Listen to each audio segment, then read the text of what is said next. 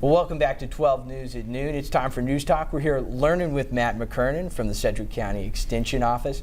Today we're talking about rust on plants. Now, Matt, I've heard of rust on cars, but how do plants get rust? What's going on here? Yeah, so rust is not typically what you think of when you think of metal rust. Rust on plant material is typically what we consider a fungal disease caused by a fungus.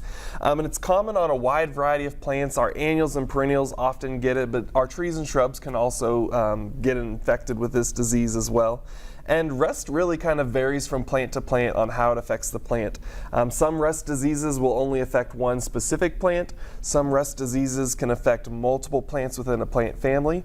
And then some rust diseases will go back and forth between completely different plants in order to be able to survive the winter or go from year to year. Okay, that's interesting. And so, tell me, Matt, I just moved my plants out onto my back porch.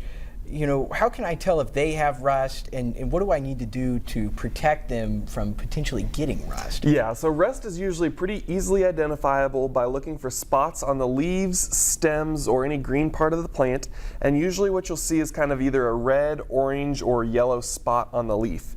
If you flip those leaves over and you look at the underside of the leaf, typically what you're going to see is a raised area with kind of some spore-producing structures that kind of stick out from the bottom side of the leaf and would be what releases those spores.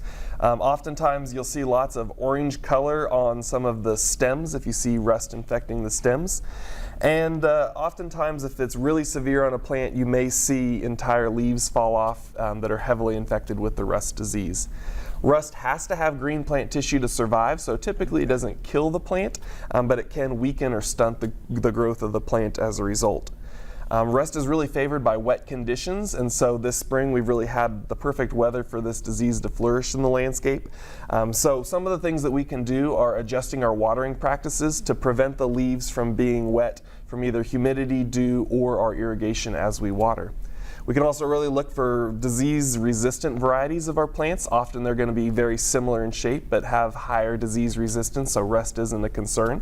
And we can also think about sanitizing our gardens, especially at the end of the year, making sure that anything that was infected with rust, we remove those leaves out of the garden.